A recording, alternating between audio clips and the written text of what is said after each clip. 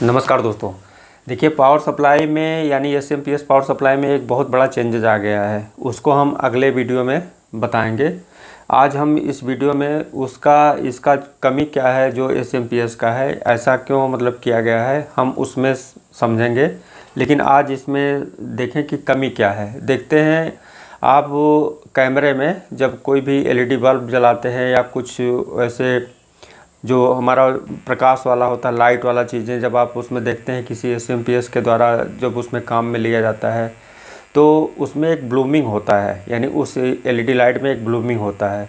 लेकिन वहीं पे अगर हम सोलर या कहीं उससे कनेक्ट करके पैनल से डीसी से ऑपरेट कराते हैं तो वहाँ पे वो ब्लूमिंग नहीं होता है। तो पहली बात तो ये क्लियर हो गया कि एक एसएमपीएस की जो स्विचिंग के द्वारा इसमें जो सप्लाई बन रही है डीसी, और एक पेवर डीसी जो बैटरी के द्वारा और फोटो ट्रांजिस्टर के द्वारा जो सोलर से आ रहा सप्लाई है, वो दोनों में डिफरेंस हो गए। उसी को देखते हुए इसमें बहुत सारे चेंजेज आ गए हैं जो हम अगले वीडियो में समझते हैं। इसमें ऑप्टो कपलर लेकर बात है कि आने वाला जो वो सप्लाई है जो जिसमें हम बताएंगे उसमें ऑप्टो कपलर का भी काम ख़त्म हो गया। उसमें जैसे ये सारा जो सर्किट था, जो एक स्पीड होता है, जैसे सबसे ज़्यादा स्पीड देखा जाए तो किसका है, सबसे ज़्यादा स्पीड प्रकाश का है, लाइट का है, ठीक है। तो इसी बेस पे जो है वो एसएमपीएस डिज़ाइन की गई है और उसमें बहुत सारे जो ऑप्शन है उसे हम समझेंगे। यहाँ पर देखें, जैसे ये ऑप्टो कपलर है 817। अब ये ऑप्टो कपलर जो है ये फोटो ट्रांजिस्टर के द्वारा बना हुआ है, ठीक है। इसमें एक ट्रांजिस्टर है जो फोटो ट्रांजिस्टर है जिस पे लाइट पड़ती है और ये एमीटर टू कलेक्टर कनेक्टिंग होता है इसके लाइट के अनुसार। वैसे तो फोटो ट्रांजिस्टर और ये फ़ोटो एससीआर, फोटो ट्रैक और फोटो आईजीबीटी, फोटो डार्लिंगटन, ये जो ऑप्टो कपलर हैं ये इसके इंटरनल का इंडिकेट करते हैं। जैसे हमने ट्रांजिस्टर का इंडिकेट किया है तो ऐसे जब एससीआर होगा तो एससीआर रहेगा, ट्रैक रहेगा तो ये रहेगा, आईजीबीटी रहेगा तो आईजीबीटी यहाँ पर रहेगा, जैसे हमने इसके पहले बताया है। और ये डार्लिंगटन ये जो है डबल ट्रांजिस्टर होगा, जैसे ये ट्रांजिस्टर है तो सीरीज में एक ट्रांजिस्टर और होगा।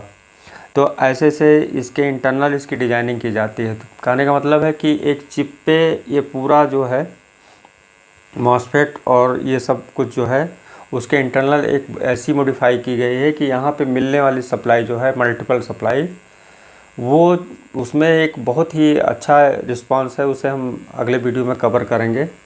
यहाँ पर समझें, देखिए ये जो एलईडी है ये इसलिए इसमें परिवर्तन किया गया है कि जो अक्सर फॉल्ट हो जाते हैं, देखिए बैकलाइट का प्रॉब्लम आता है, कुछ दिन बाद बैकलाइट जो है ख़राब हो जाती है, कुछ दिन बाद लाइट ख़राब हो जाता है एलईडी।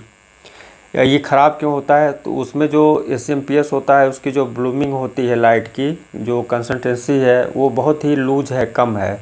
तो किसी भी चीज़ का अगर कंसिस्टेंसी अगर उसकी लूज है या कम है तो उसमें ये प्रॉब्लम देखने को मिलता है। तो उसी चीज़ को और हाई स्पीड करने का जो एसएमपीएस में डिज़ाइनिंग हुआ है वो बहुत ही इससे सुपर क्लास है। तो आज की वीडियो हम यहाँ पे समझेंगे कि ये जो एलईडी लाइट लगी हुई है, इसे एलईडी लाइट इसलिए कह रहे हैं कि इसे समझने के लिए जो मैं एक्सप्लेन कर रहा हूँ कि ऑप्टो कपलर के अंदर जो लाइट लगी हुई है, तो ये है कैथोड और ये है एनोड। एनोड पे पॉजिटिव चार्ज है, कैथोड पे नेगेटिव चार्ज है। ऐसे ही हम उसका जो टेस्टिंग करते हैं डिजिटल मल्टीमीटर से, इसी तरीके से टेस्ट करते हैं, क्योंकि उसमें जो प्रॉब होता है एक होता है प्लस, एक होता है माइनस, यानी रेड प्रॉब और ब्लैक प्रॉब के द्वारा यहाँ पे डायोड की रेंज पे टेस्टिंग करते हैं। अब देखिए यहाँ पे जो इसका एरो निशान बना हुआ है, ये ब्लू कलर का ये है हमारा इलेक्ट्रॉन, और ये है जो रेड कलर का ये है करंट, ठीक है। तो ये इलेक्ट्रॉन यानी ये एनोड है, ये कैथोड है। अब ये जो करंट यानी जो धारा है, यहाँ से अगर इसकी दिशा इधर बहेगी ये एनोड से कैथोड की तरफ, तो उसी समय इंटरनल इलेक्ट्रॉन का जो फ्लो होगा वो होगा कैथोड टू एनोड, ठीक है। अब इलेक्ट्रॉन आपको दिखते नहीं, ना ही करंट दिखते हैं, तो ये इलेक्ट्रॉन, प्रोटॉन, न्यूट्रॉन, करंट, इसकी सबकी आप केवल फीलिंग इसको देखते हैं, अनुभव करते हैं, तो आपको ये चीज़ें मालूम पड़ता है, लेकिन दिखाई नहीं देता। लेकिन आपको जैसे कैमरे में जो आपका ये जो एलईडी लाइट है, इसमें जो ब्लूमिंग करता है, ये ब्लूमिंग यहाँ हो रहे कंट्रोलिंग वोल्टेज के फ्लक्चुएशन जो यहाँ पर बन रहा डीसी, उसके बीच के डिफरेंसेस को उसमें जो ब्लूमिंग के रूप में सेंस करता है। और देखिए उसमें कैमरे में लगे जो फ्रीक्वेंसी है, जो उसकी रेंज है, उसके बीच में उसकी कवर होती है, यानी कवरिंग होती है।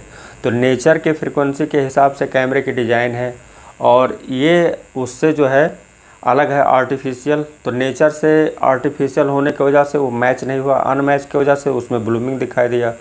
और हमारी आँख जो देख रही है उसमें वो उसकी लाइट को जो है ब्लूमिंग देख नहीं पाता, लेकिन कैमरे जो है उसे रीड कर लेते हैं।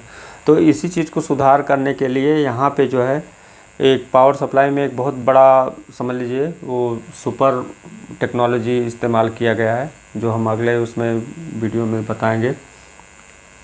कहने का मतलब सबसे जो मेन होता है इसका कोर समझ लीजिए या कुछ भी समझ लीजिए, क्योंकि कोर भी जो है बहुत सूक्ष्म तरीके से काम करता है, तो सप्लाई पे काम करता है। तो वोल्टेज सप्लाई जितना पेवर, जितना परफेक्ट रहेगा, उतना ही कोई भी डिवाइसेस उसके रिस्पांस भी बहुत अच्छे होंगे।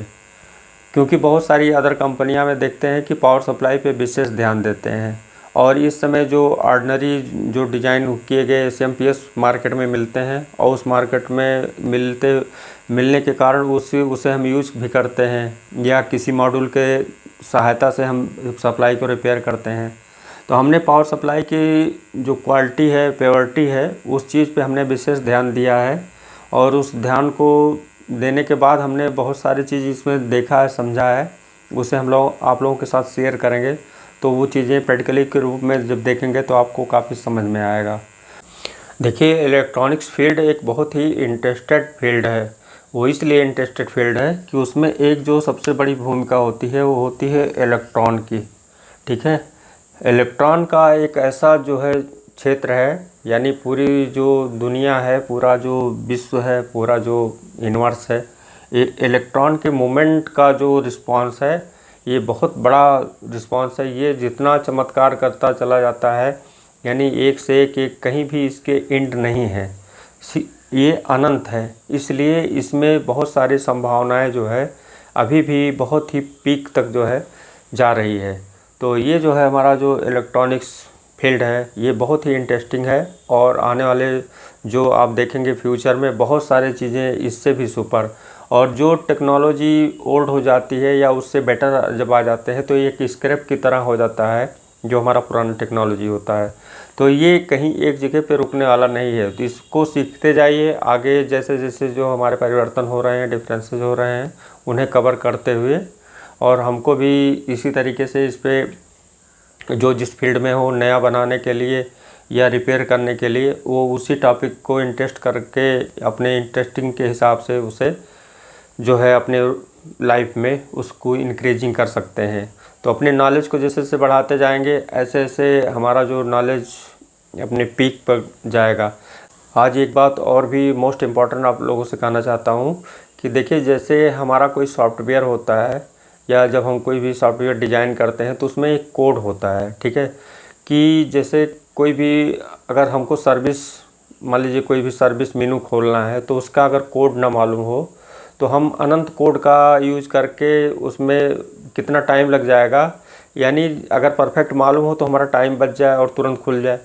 लेकिन अगर हमको मालूम ना हो उस कोड का, और सॉफ्टवेयर में बहुत सारे सेटिंग हो जहाँ पे हम उससे जाकर अपना सारा सब कुछ अपने अनुसार ऑपरेट कर सकें, तो उस कोड का जो महत्व है वही बहुत बड़ा महत्व है। वैसे ही हमारा है कि जब आप सीखते जाते हैं, सीखते जाते हैं, सीखते जाते हैं, तो एक कोड होता है जो आपके माइंड ब्रेन में इंटर होता है, और उसी कोड यानी जो नॉलेज के द्वारा जो कोड, मतलब एक शब्द है, तो शब्द को डिजिट के रूप में देखिए कोडिंग ही किया जाता है 0 1 के फॉर्म में।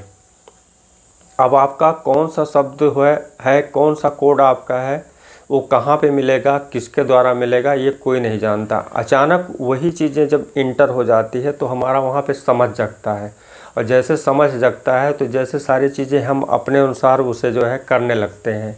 लेकिन उसके पहले हमको सीखना पड़ता है। जब सीखते जाते हैं सीखते जाते हैं एक ही कोड आपका जो मैच कोड होगा वो इंटर होगा। इंटर होते हुए लॉक खुल जाएगा। लॉक खुलते ही आप अपने माइंड के द्वारा जो आपका काम होगा विशेष, जिसमें आपकी इंटरेस्टिंग होगी, वो चीज़ें आपसे मैच कर जाएंगी। और मैच कर जाएगा तो यूनिवर्स से सिंक हो जाएगा। सिंक हो जाएगा तो आपका जो जिस लिए आए हैं और जो आपका काम है वो तुरंत मैच हो जाएगा। यही मेरे एक समझ में आया था, तो मैं सोचा इसे शेयर करना ज़रूरी है। और बहुत ऐसे इंटरेस्टिंग जो हमारे पास वो थॉट्स है, वो चीज़ें आपको आश्चर्यचकित कर देगा। बेस्ट मतलब विथ प्रैक्टिकली अगर हम बताएंगे दिखाएंगे, क्योंकि हमने उस चीज़ को अनुभव किया है रियलिटी में। आपने देखा होगा निकोला टेस्ला का एक सीक्रेट कोड, जो यूनिवर्स का जो सीक्रेट कोड उनके पास था, उसका एक्सप्लेनेशन अभी भी देखिए। सीक्रेट कोड का रहस्य बताया जा रहा है, उसे क्लियर नहीं किया गया कि उस कोड का महत्व क्या है, वो कोड है क्या, वो किस चीज़ को इंडिकेट कर रहे हैं, वो कैसे काम करता है, उसका हम आपको बताएंगे बहुत ही क्लियरिटी से। अगर आज आपको देखना हो तो आप पूरा गूगल पे, यूट्यूब पे कहीं भी देख लीजिए, आपको रहस्य ही मिलेगा। अभी क्लियरिटी नहीं है, हम उसका क्लियर करेंगे। ठीक है, तो आज की वीडियो में बस इतना ही। मिलते हैं नेक्स्ट वीडियो में। थैंक यू दोस्तों।